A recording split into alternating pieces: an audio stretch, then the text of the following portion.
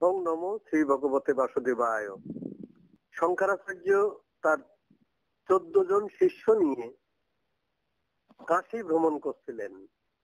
একদিন সকালে ভ্রমণের সময় তিনি দেখতে পেলেন যে একজন ব্রাহ্মণ অশীতিপর বৃদ্ধ, অর্থাৎ তিনি 80 বছরের উপরে বয়স হয়ে গেছে, তবুও তিনি ব্যাকরণ পাঠ করছেন এবং ব্যাকরণের সূত্র মুখস্থ করছেন। তার ওই ব্যাকরণের সূত্র শুনে শঙ্করাচার্য তার শিষ্যদেরকে বললেন যে এই ব্রাহ্মণ আর কয়দিন পরে মৃত্যু মুখে পতিত হবে, তো একে কিছু ব্রহ্মজ্ঞান দেওয়া দরকার। এই জন্য তিনি 12টি শ্লোক রচনা করলেন, যা দ্বাদশ মঞ্জুরি নামে খ্যাত। পরবর্তীতে তার অন্যান্য শিষ্যরা এই শ্লোকের সঙ্গে আরো অনেক শ্লোক যুক্ত করেন এবং সেটি গুরুর নির্দেশেই। গুরু বললেন যে আমি এই 12টি শ্লোক রচনা করলাম, এর পরবর্তী শ্লোকগুলো তোমরা সবাই রচনা করে এর একটা পরিপূর্ণ রূপ বা পরিপূর্ণ কাঠামো তোমরা দেবে। তো সেই গুরু নির্দেশ অনুযায়ী ওনার রচিত 12টি শ্লোকের সঙ্গে ওই অন্যান্য শ্লোক মিলে মোট 31টি শ্লোক নিয়ে এই মহামুদ্গর রচিত হয়।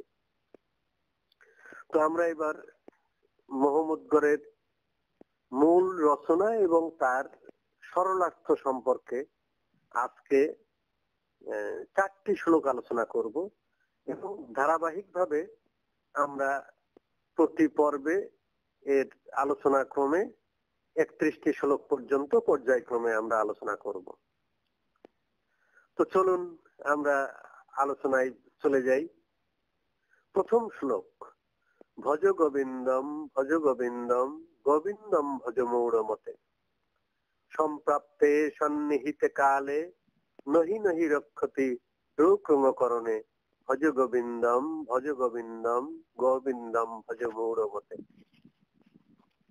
এই যে শ্লোকটি, এর মর্মার্থ হলো ওই যে ব্রাহ্মণের কথা বললাম কাশীতে, যিনি ওই ডুক্রমকরণে এই ব্যাকরণ পড়ছিলেন, তার উদ্দেশ্যে বলছে যে গোবিন্দকে ভজ, গোবিন্দকে ভজ হে মূঢ় মন, গোবিন্দ ভজনা ছাড়া তোমার এই ইহ জীবনে এবং মরণের সময়ে বা মরণের পরে কোথাও তোমার কোনো রক্ষা নাই, একমাত্র গোবিন্দই হলো তোমার রক্ষক। নলিনী দলগত জলমতি তরলম তদবদ জীবিত অতিশয় চপলাম বৃদ্ধি বাধ্যাভিমান গ্রস্তম লোকম শোকাহতম সমস্তম ভজ গোবিন্দম গোবিন্দম ভজ মৌরমতে।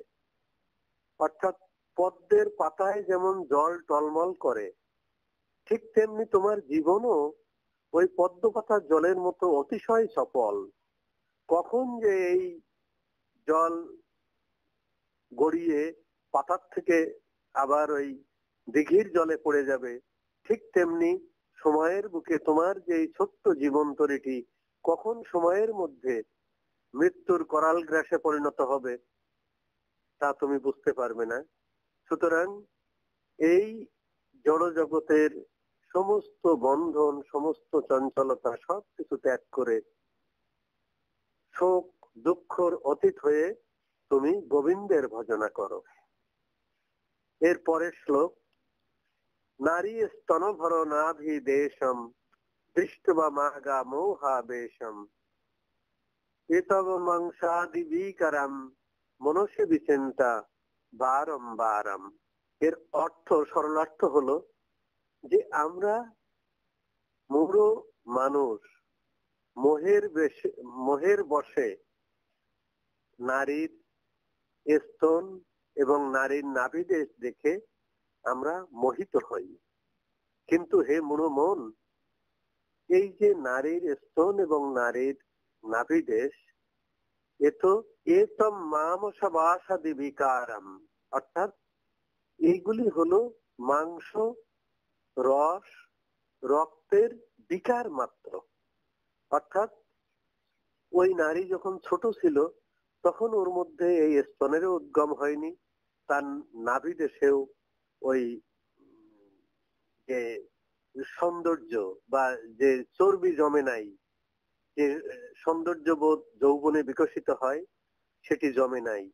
আবার যখন সে প্রৌঢ়ে যাবে তখন তার এই স্তনও থাকবে না, তার এই নাভি দেশের ওই মাংসল যে মসৃণ তৈলাক্ত দৃষ্টিনন্দন যে ভাব সেটাও থাকবে না। সুতরাং এটা যে সম্পূর্ণ রস রক্ত এবং মাংসের বিকার মাত্র, এই মূঢ় মন তুমি বারবার সেই চিন্তা করো এবং গোবিন্দের ভজনা করো। গোবিন্দ ছাড়া তোমার আর কেউ রক্ষক নেই। এরপরের শ্লোক, যাবৎ বৃত্ত উপার্জন শক্ত তাবৎ নিজ পরিবার রক্ত পশ্চাৎ জীবতি জর্জর দেহে বার্তা কৌপিনপি সতী গেহে। সরলার্থ হলো, হে মূঢ় মন, তুমি যতদিন আয় উপার্জন করতে পারবা ততদিন তোমার স্ত্রী, তোমার পরিবারের অন্যান্য সদস্যবৃন্দ সবই তোমাকে অনেক বেশি যত্ন, শ্রদ্ধা, সম্মান, ভক্তি করবে। কিন্তু যেদিন তুমি আয়ক্ষম থাকবা না, যেদিন তুমি বার্ধক্যের যা ইসে জড়িত হয়ে মানে শোক, দুঃখ, ত্রিতাপ জ্বালা কখন আসে? যখন মানুষের শরীরে সক্ষমতা থাকে না, বার্ধক্যজনিত যে তার শরীরের দুর্বলতা এবং সেই সাথে নানা প্রকার রোগ ব্যাধি যখন তার দেহে প্রবেশ করে এবং সে আর আয় করতে পারে না, বরং পরিবারের উপরে নির্ভরশীল হয়, তখন গৃহকোণে এসে পড়ে থাকে, তার বার্তা বা তার কুশল নেওয়ার কোনো মানুষ থাকে না। তাই এখানে শঙ্করাচার্য বলছে যে পশ্চাৎ জীবতি জর্জর দেহে, যেদিন তুমি বার্ধক্যজনিত জর্জরিত দেহে তোমার গৃহকোণে অবস্থান করবে, বার্তাং কোহপিন পৃচ্ছতি গেহে, তোমার এই গৃহকোণে কেউ তোমার বার্তা নেবে না। সুতরাং হে মূঢ় মন, ভজ গোবিন্দম, ভজ গোবিন্দম, গোবিন্দম ভজ মূঢ় মতে। এর পরের শ্লোকগুলি পর্যায়ক্রমে আমরা পরবর্তীতে আলোচনা করব। আজকে এই পর্যন্ত। ওম হরি ওম তৎসৎ।